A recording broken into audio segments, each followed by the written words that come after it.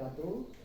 Yang terhormat Bapak Muhammad Darman Darwis selaku fasilitator, yang saya hormati Bapak Muhammad Irfan selaku pengajar praktek.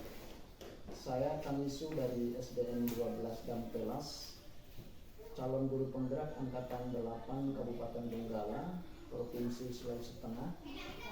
Kali ini saya akan melakukan pra-observasi dengan Ibu Evi Isnawati. Beliau salah satu guru di SDN 12 Dampelas, mengajar di kelas 4. Percakapan pra-observasi ini merupakan tahapan awal coaching supervisi akademik pada tugas aksi nyata saya modul 2.3. Assalamualaikum Bu Guru. Waalaikumsalam warahmatullahi wabarakatuh. Gimana kabarnya Ibu? Alhamdulillah kabar baik Pak. Gimana kabar Bapak? Alhamdulillah kabar baik juga. Mohon maaf sebelumnya Bu, saya mengganggu waktunya. Sedang sibuk Bu ya? Tidak sibuk Pak. Kebetulan hari ini ada jam pelajaran agama selama 2 jam. Jadi saya manfaatkan untuk mempersiapkan pelajaran setelah pelajaran agama nanti. Oke, baik Bu. Beberapa hari yang lalu saya sudah menyampaikan kepada Ibu bahwa saya akan melakukan supervisi akademik di kelas Ibu. Kemudian kegiatan supervisi tersebut tujuannya adalah untuk membentuk kita sebagai guru, mengembangkan atau meningkatkan kompetensi sebagai refleksi serta perbaikan atas pembelajaran di kelas, sehingga nantinya kita bisa benar-benar mengerjakan pembelajaran atau menerapkan pembelajaran yang berpusat kepada murid. Kita ngobrol santai saja Bu ya. Iya Pak, santai aja ngobrolnya. Mengalir saja supaya dapat pesan dari kegiatan ini. Ya, siap Bu, mengalir saja terkait supervisi akademik yang akan dilakukan besok. Baik Bu, kita mulai saja. Silakan dimulai Pak. Ya. Bagaimana perasaan Ibu ketika Ibu tahu bahwa saya akan melakukan supervisi di kelas Ibu? Dan hal baik apa yang Ibu harapkan dari kegiatan supervisi ini? Terus terang Pak, perasaan saya awalnya khawatir karena bagi saya yang selama ini saya pahami, supervisi itu mencari kelemahan tanpa ada solusi dari permasalahan yang dilakukan oleh guru tersebut. Dan saya takut kelemahan saya ini diketahui orang lain. Tapi setelah mendapatkan penjelasan dari Bapak selaku calon guru penggerak, seketika perasaan saya berubah menjadi bahagia dan senang. Karena setelah supervisi ini, saya dapat merefleksi pembelajaran yang sudah saya lakukan dan dapat memperbaikinya. Kemudian harapan saya dari kegiatan supervisi ini dapat mengembangkan kemampuan dari kompetensi saya sehingga proses pembelajaran yang berpusat kepada peserta didik akan semakin lebih nampak. Begitu Pak. Baik, luar biasa sekali. Kegiatan yang saya akan observasi di hari Senin besok itu, pelajaran apa dan materi yang akan Ibu sampaikan itu materi tentang apa Bu ya? Pelajaran yang akan saya bawakan besok itu Pak adalah pelajaran pendidikan Pancasila dan kewarganegaraan. Dan materinya itu tentang sikap mencintai sesama manusia dan lingkungannya serta menghargai kebinekaan. Jadi pelajaran PKN ya, sikap mencintai sesama manusia dan lingkungannya serta menghargai kebinekaan. Iya Pak. Oke. Kemudian dari materi yang Ibu bawakan nantinya, apa yang ingin Ibu capai atau apa tujuan pembelajarannya? Tujuan pembelajaran yang akan dicapai pada pembelajaran tersebut adalah peserta didik memiliki akhlak mulia dengan didasari keimanan dan ketakwaan kepada Tuhan Yang Maha Esa. Baik Bu, dari tujuan pembelajaran yang sudah Ibu sampaikan tadi, kompetensi apa yang ibu akan kembangkan? Pertama kepada murid, dan yang kedua kompetensi ibu sebagai guru. Oh iya Pak, ada 2 kompetensi saya yang ingin saya kembangkan kaitannya dengan murid, yaitu rasa percaya diri, kemudian kolaborasi, serta meningkatkan keaktifan mereka dalam belajar di kelas. Kemudian kompetensi yang saya ingin kembangkan kaitannya dengan sebagai guru adalah saya ingin meningkatkan kemampuan siswa dan melayani siswa dalam pembelajaran berdiferensiasi, gitu Pak. Ya, berarti ibu hendak menerapkan pembelajaran berdiferensiasi. Kemudian kompetensi murid yang ibu kembangkan adalah rasa percaya diri dan kolaborasi. Berarti ibu akan buat kelompok nantinya Bu ya? Iya Pak, seperti itu. Baik Bu, kemudian untuk mencapai target dari kompetensi yang disampaikan tadi, tantangan yang akan kira-kira menghalangi atau menghadang ibu melalui pembelajaran ini seperti apa? Iya Pak, pelajaran pendidikan Pancasila dan kewarganegaraan erat kaitannya dengan perilaku atau moral, sehingga hal yang paling menantang buat saya adalah bagaimana memahamkan kepada siswa atau menyatukan antara teori dan praktek sehingga dapat bersinergi dan diaktualisasikan oleh masing-masing siswa. Iya Bu, memang pelajaran yang satu ini memang cukup menantang karena dibutuhkan aksi nyata secara konkret, dan ini harus kita lakukan dengan cara keteladanan atau pemberian contoh dari kita sebagai guru, baik di sekolah, di lingkungan masyarakat, tentang nilai-nilai yang terkandung di dalam pelajaran pendidikan Pancasila itu sendiri. Oke, luar biasa sekali ya Bu. Jadi Ibu untuk mencapai tujuan pembelajaran, apa yang Ibu siapkan agar pembelajaran itu lebih menarik, atau apa strategi Ibu? Oh iya Pak, saya di sini menyiapkan RPP berdiferensiasi, kemudian media pembelajaran yang menarik dan bervariasi, lembar kerja peserta didik, dan juga lembar evaluasi murid, begitu Pak. Ibu, lengkap persiapan Ibu. Yang pertama RPP berdiferensiasi, media pembelajaran dengan menonton video, lembar kerja peserta didik, dan lembar evaluasi siswa. Baik, kemudian indikator ketercapaian dari kompetensi yang ingin dikembangkan oleh Ibu seperti apa Pak? Kalau untuk indikator ketercapaian itu Pak, terwujud ketiga strategi pembelajaran atau metode yang saya terapkan itu sudah mampu mencapai tujuan pembelajaran yang ada di RPP tersebut Pak. Jadi kalau sudah sesuai baru itu dikatakan tercapai. Jadi langkah yang sudah dipersiapkan kemudian strategi dapat mencapai tujuan awalnya. Iya Pak, seperti itu. Baik Bu, dari rangkaian percakapan praobservasi pada tahap awal coaching supervisi akademik, saya lihat persiapan Ibu luar biasa sekali, sudah lengkap. Kemudian pada pelaksanaan besok itu hari Senin, saya berharap kegiatan itu berjalan dengan lancar, tanpa ada halangan sebagaimana yang kita harapkan. Dan nanti setelah observasi saya akan melakukan kembali wawancara seperti ini Bu.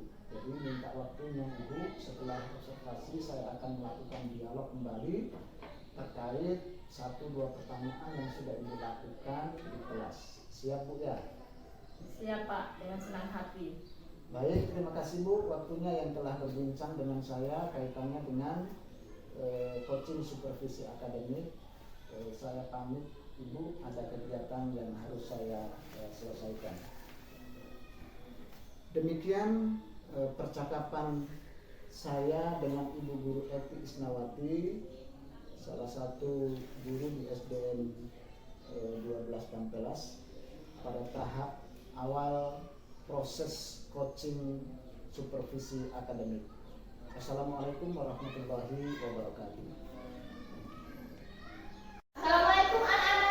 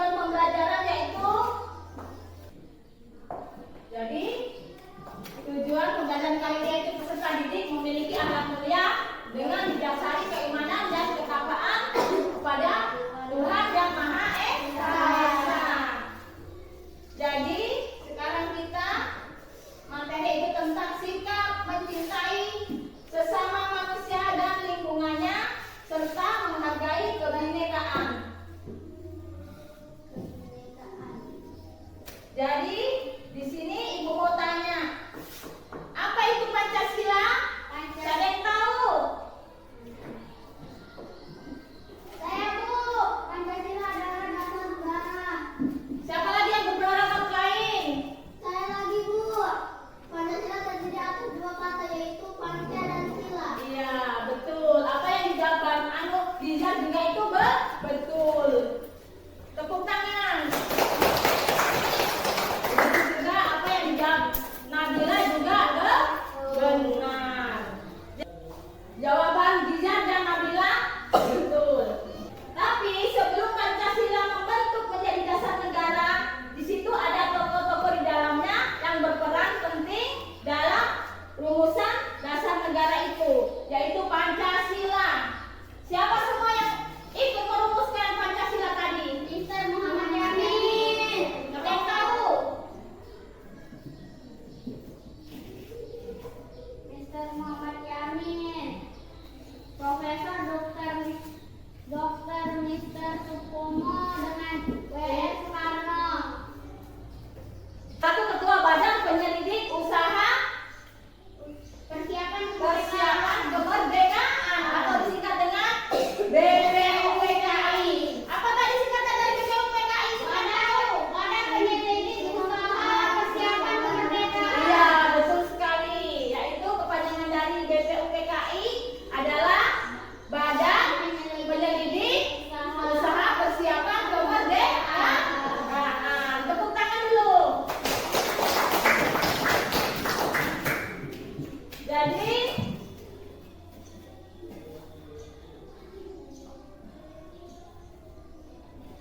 terus siapa yang ikut tadi Dizar bilang? Mr. Muhammad Yamin. Betul. Profesor Dr. Mr. Supomo. Yang kedua, Soekarno. yang ketiga siapa? Soekarno. Kalau Mr. Muhammad Yamin siap mengusulkan apa dia? Rumusan apa yang diusulkan?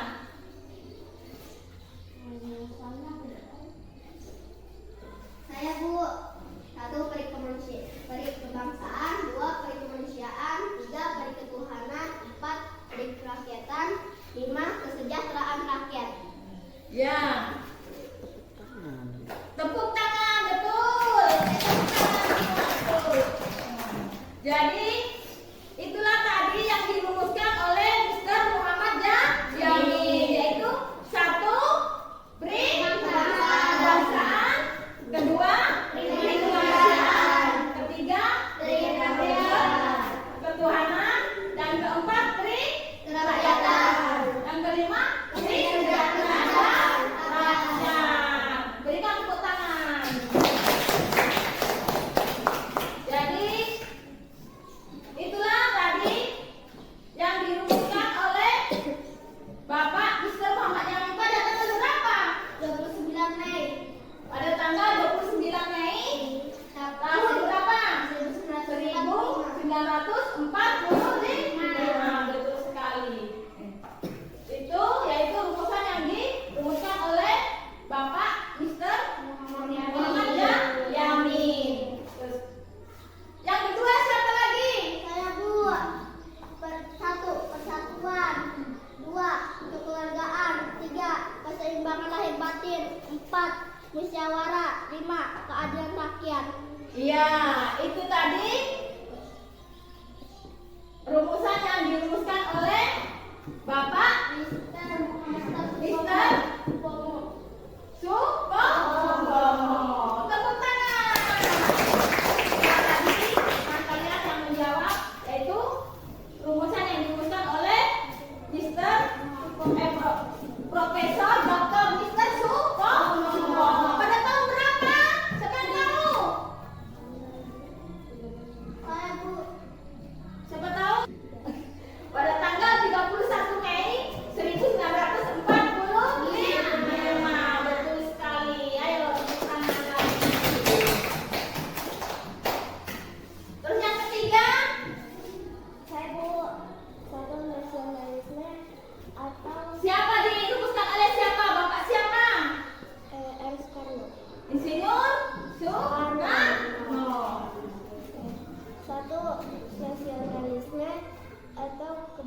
kebangsaan Indonesia. 2. Internasionalisme atau free kemanusiaan. 3. Mufakat atau demokrasi. 4. Kesejahteraan sosial. 5. Ketuhanan yang berkebudayaan. Betul sekali. Jawaban dari Anggi betul sekali. Tepuk tangan semua. Nah, tadi ketiga tokoh yang ikut merumuskan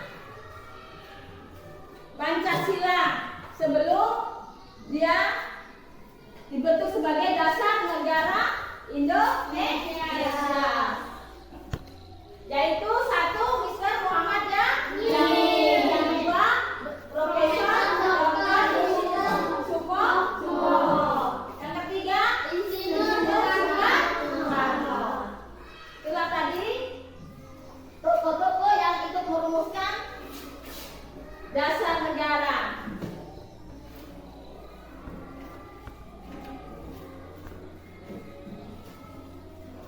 Selanjutnya bacaan, minta tolong dibaca. Ya, masing-masing yang tidak ada, ya masing-masing. Silakan. Baca masing-masing yang ibu yang ada di materi itu.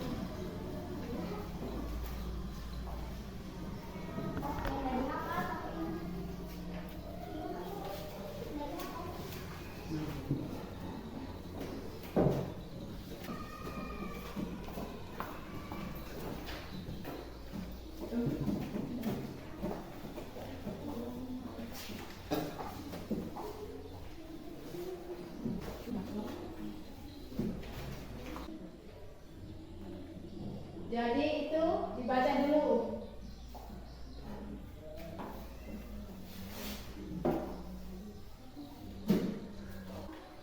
Setelah membaca bahan materi, sekarang dibagi kelompok. Siapa yang kelompok 1? Coba bergabung yang kelompok 1, kelompok 2, kelompok 3 bergabung.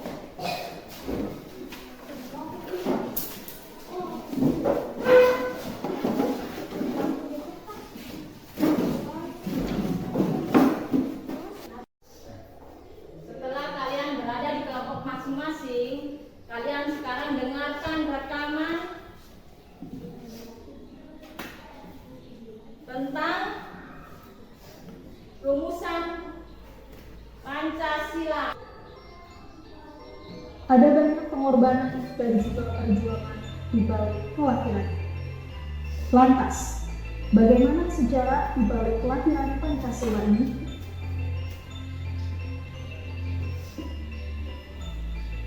Penetapan 1 Juni sebagai peringatan Hari Lahir Pancasila dicatatkan pemerintah dalam Keputusan Presiden Nomor 24 Tahun 2016. Pemilihan tanggal 1 Juni sebagai Hari Lahir Pancasila merujuk pada momen BPUPKI dalam merumuskan Dasar Negara Republik Indonesia. BPUPKI sendiri merupakan kependekan dari Badan Pendiri Usaha Persiapan Kemerdekaan Indonesia. Badan ini menggelar sidang pertamanya pada tanggal 29 Mei hingga 1 Juni 1945. Dalam sidang tersebut, anggota BPUPKI membahas mengenai dasar-dasar Indonesia Merdeka. Dalam buku Sejarah dan Budaya Politik karya Satya terbitan tahun 2022, BPUPKI mengadakan sidang pertama pada 28 Mei hingga 1 Juni 1945 di Gedung Chulsaniin yang sekarang menjadi Gedung Pancasila. Dalam rapat tersebut, tidak menemukan titik terang pada hari pertama hingga keempat, atau tepatnya 28 hingga 31 Mei 1945.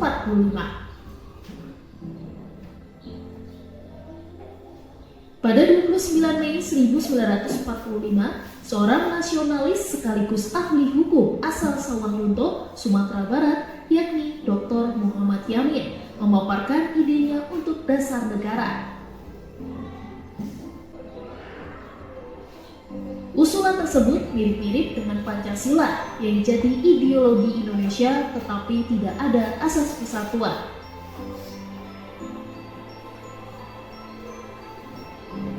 Pada tanggal 31 Mei 1945, giliran Dr. Supomo yang menyampaikan gagasannya. Dr. Supomo memaparkan Indonesia sebagai negara totaliter. Maksudnya adalah negara yang meniadakan perbedaan antar golongan masyarakat, meleburkan perbedaan menjadi rakyat yang bersatu bersama pemimpinnya. Supomo juga memaparkan 5 prinsip yang bisa dijadikan dasar negara. Soekarno mendapat giliran untuk menyampaikan gagasan tentang dasar negara Indonesia merdeka yang dinamakan Pancasila pada 1 Juni 1945. Sejarah hari lahir Pancasila ini terdapat. Setelah kalian mendengarkan rumusan Pancasila, sekarang kalian melihat ke depan. Ibu akan menempelkan nama-nama tokoh yang terlibat dalam perumusan Pancasila.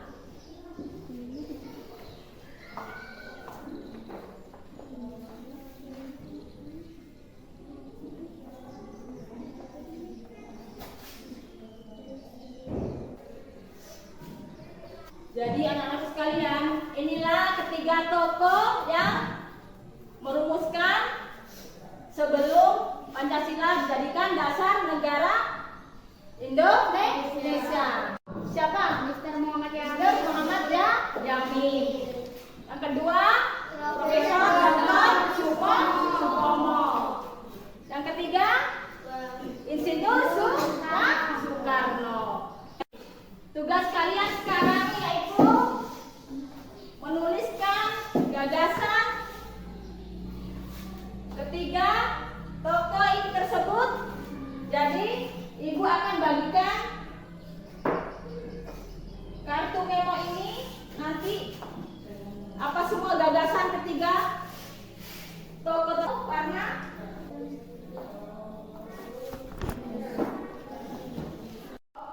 dua warna kuning,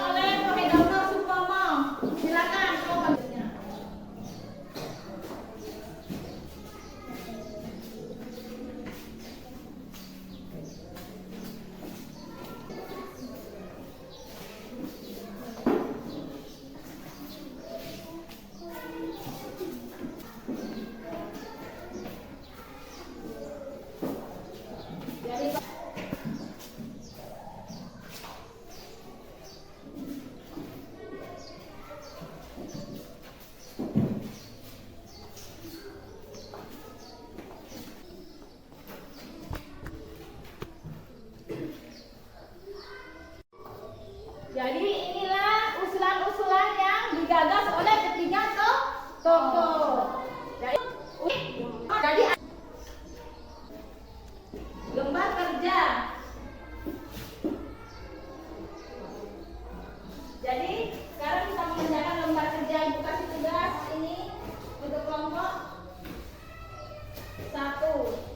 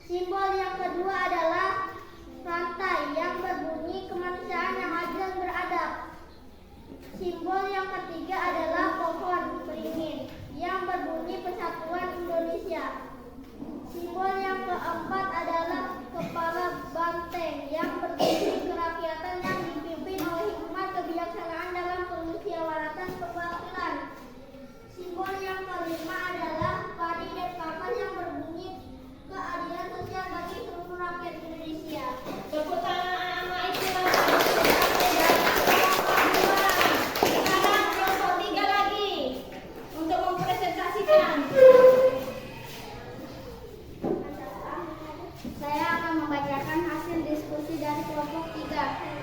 1. Lambangnya bintang, berbunyi ketuhanan yang Maha Esa. 2. Lambangnya rantai, bunyinya kemanusiaan yang adil dan beradab. 3. Lambangnya pohon beringin, bunyinya persatuan Indonesia. 4. Lambangnya kepala banteng, bunyinya kerakyatan yang dipimpin oleh hikmat kebijaksanaan dalam permusyawaratan perwakilan. 5.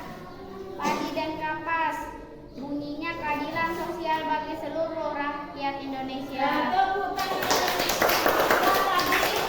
dari kelompok 3. Jadi itulah tadi simbol-simbol yang ada di dasar negara kita, yaitu Pancasila.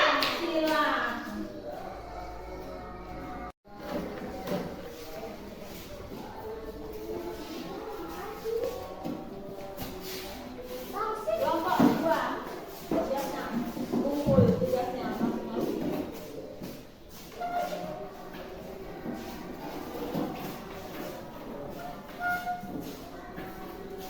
Ibu akan menyimpulkan materi yang kita sudah pelajari dari, yaitu perumusan Pancasila, dasar negara kita.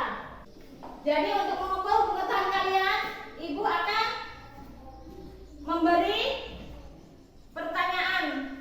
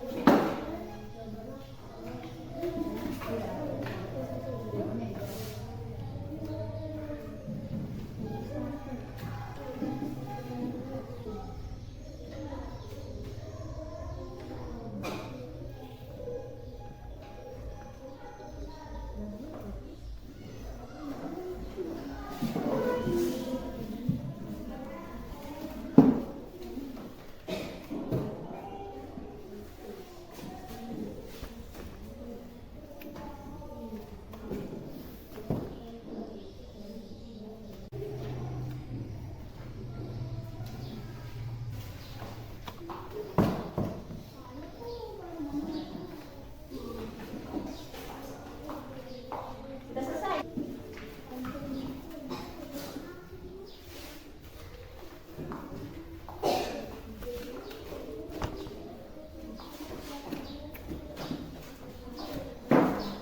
Anak-anakku sekalian, setelah kita mengikuti pembelajaran ini, bagaimana perasaan anak-anak sekalian? Jadi, Ibu cukupkan sampai di sini dulu materi kita pada hari ini. Nanti kita lanjutkan materi yang akan datang, yaitu tentang makna dan nilai Pancasila. Jadi sampai sini dulu anak-anak, dan Ibu akhiri. Wassalamualaikum warahmatullahi wabarakatuh. Jadi anak-anak sekalian, diawali dengan sidang BPUPKI yang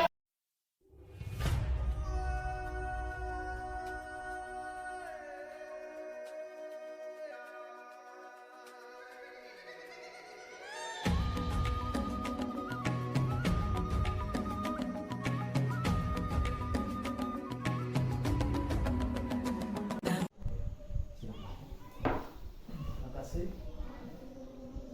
Assalamualaikum warahmatullahi wabarakatuh. Saya hormati Bapak, mohon maaf saya belum.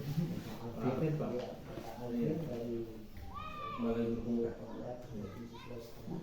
Terima kasih sudah hadir di tempat ini untuk monitoring dari pendampingan individu 5 antara saya selaku calon juru penggerak dan Pak Irfan selaku moderator.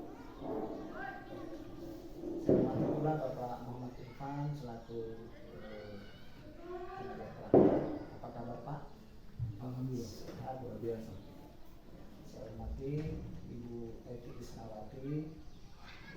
Apa kabar Bu? Sehat juga. Ibu Eti Isnawati ini adalah guru kelas 4 dan beliau ini masih honor. Insya Allah sisa menunggu SK P3K yang beberapa waktu yang lalu dia lolos P3K, tetapi sampai hari ini belum ada SK-nya. Mungkin 1-2 hari ke depan insya Allah. Baik Ibu, saya mohon izin saya akan melakukan percakapan dialog untuk tahap ketiga dari coaching supervisi akademik yang beberapa hari yang lalu sudah kita sepakati bahwa setelah Ibu melakukan pembelajaran di kelas, kita akan bertemu kembali dan akan melakukan dialog tentang sejauh mana untuk merefleksi daripada pembelajaran yang ada di kelas. Kita komunikasi dan dialognya sampai saja dulu ya. Ya. Bagaimana kabar Ibu Eti? Alhamdulillah Pak. Ya. Baik. Sekali lagi saya mohon izin untuk menyampaikan atau kita bercakap-cakap berdialog ini tentang apa yang sudah Ibu lakukan di kelas beberapa waktu yang lalu. Baik Ibu, di antara tujuan kita berdialog ini salah satunya adalah membantu Ibu Eti untuk melakukan refleksi setelah Ibu melaksanakan proses pembelajaran kelas kemarin. Kemudian rencana aksi perbaikan yang Ibu lakukan terkait dengan pembelajaran yang berpihak kepada Ibu ya. Baik Bu, saya lanjutkan. Sebelum lanjut, saya ingin mengetahui bagaimana perasaan Ibu setelah melakukan proses pembelajaran di kelas kemarin itu. Silakan Bu. Jadi terima kasih. Assalamualaikum warahmatullahi wabarakatuh. Waalaikumsalam warahmatullahi wabarakatuh. Jadi perasaan saya Pak terus terang awalnya deg-degan karena saya melakukan pembelajaran di kelas itu karena Bapak jaga. Jadi di situ saya merasa deg-degan. Tapi saya dengan senang hati saya melaksanakan pembelajaran itu. Dimulai dari perencanaan membuat RPP, berdiferensiasi, menggunakan lembar kerja peserta didik, dan menggunakan media pembelajaran audio dan gambar. Terkait berkat bimbingan Bapak selaku guru penggerak dan motivasi Bapak selaku guru penggerak, maka terlaksanakanlah pembelajaran kemarin. Dan perasaan saya merasa lega Pak. Baik, dari proses pembelajaran kemarin itu ada tujuan pembelajaran ya. Tujuan pembelajaran itu tercantum dalam rencana pelaksanaan pembelajaran Ibu.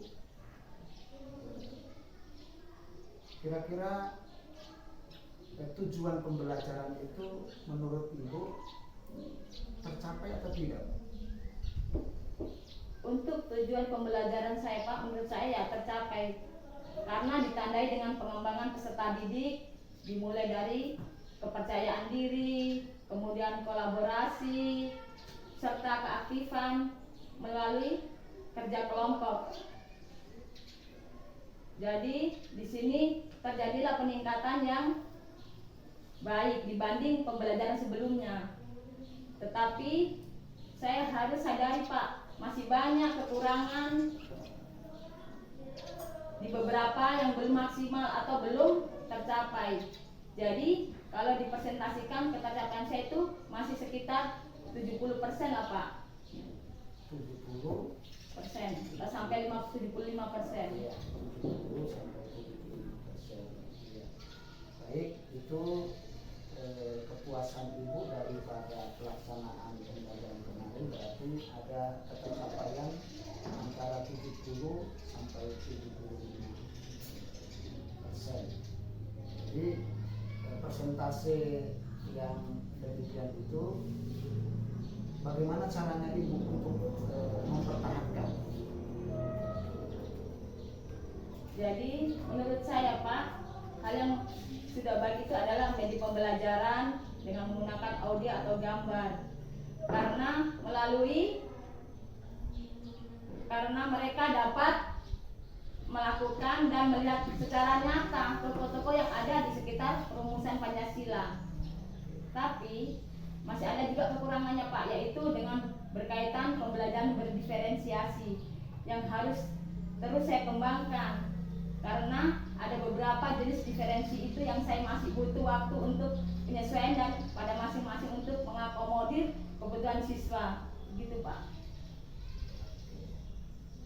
Baik Bu,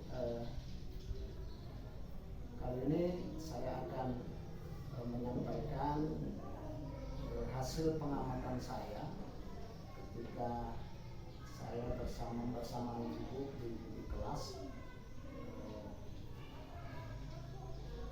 Hasil pengamatan saya kemarin memang proses pembelajaran sudah berlangsung dengan baik dan pembelajaran berdiferensiasi itu sudah nampak,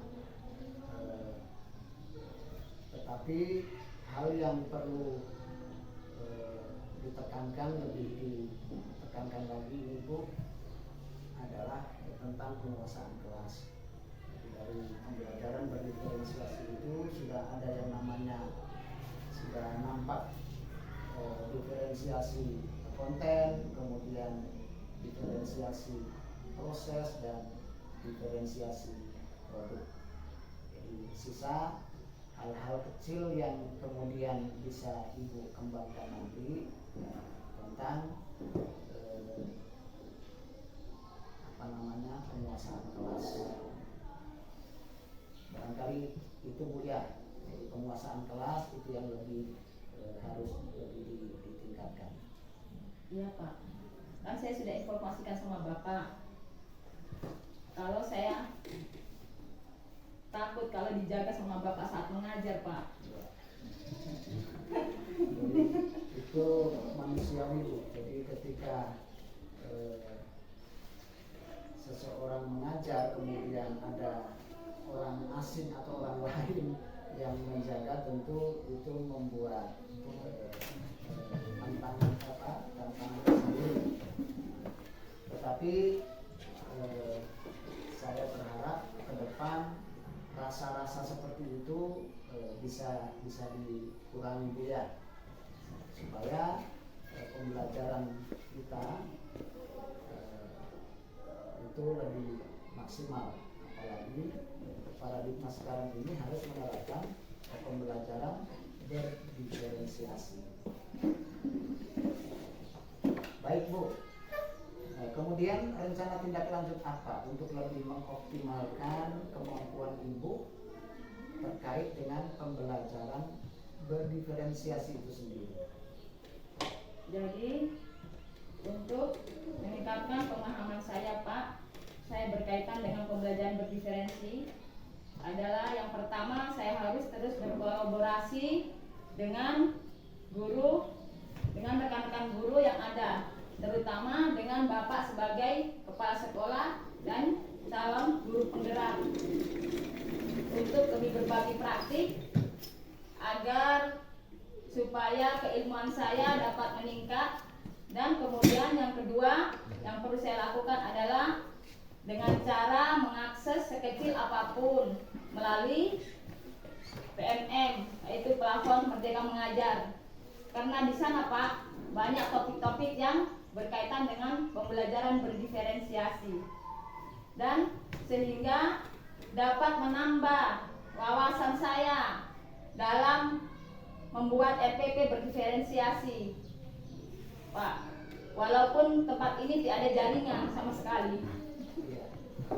Itu jadi memang tantangan buat kami, kita khususnya yang ada di SDN 12 Banggelas ini memang itu jaringan untuk mengakses daripada platform Merdeka Mengajar. Tetapi luar biasa sekali Bu, dari keinginan dan komitmen Ibu untuk berkolaborasi dengan rekan sejawat, itu hal yang sangat penting karena kita manusia ini tidak sempurna, di mana ada titik-titik lemah.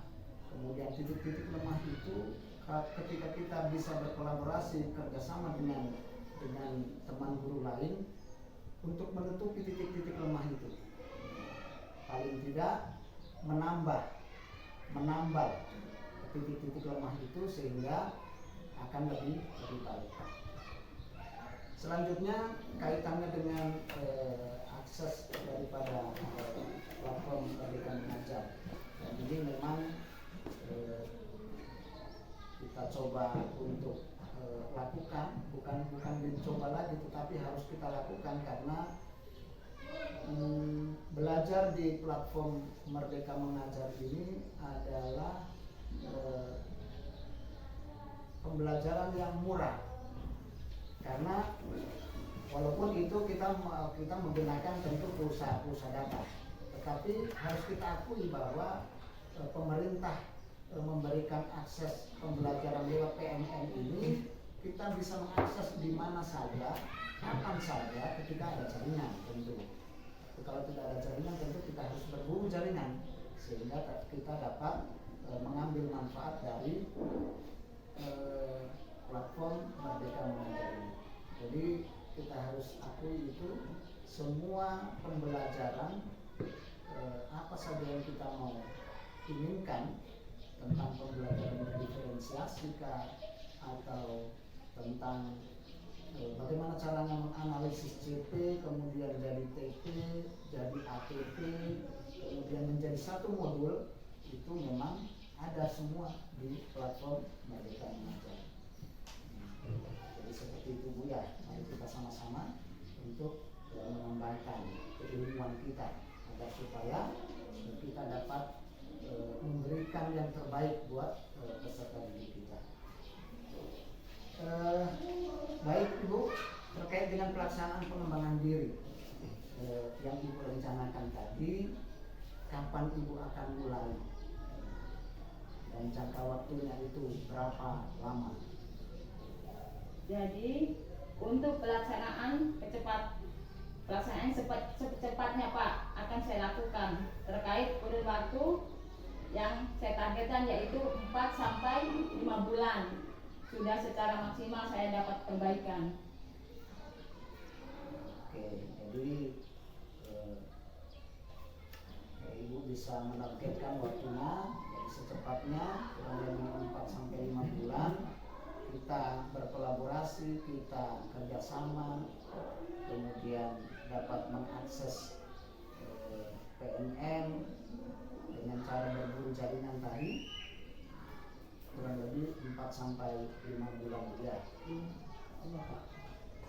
Jadi jangan ditunda-tunda lama-lama ya, agar supaya kita tidak lupa Baik, luar biasa sekali. Terima kasih perbincangan hari ini pasca observasi yang Ibu telah lakukan proses pembelajarannya beberapa waktu yang lalu. Mohon maaf bila ada hal yang tidak berkenan. Terima kasih pada Bapak Alvin selaku tim monef dari UGT sudah hadir di tempat ini, kemudian Bapak Irfan selaku pengajar praktek. Terima kasih. Terima kasih Pak.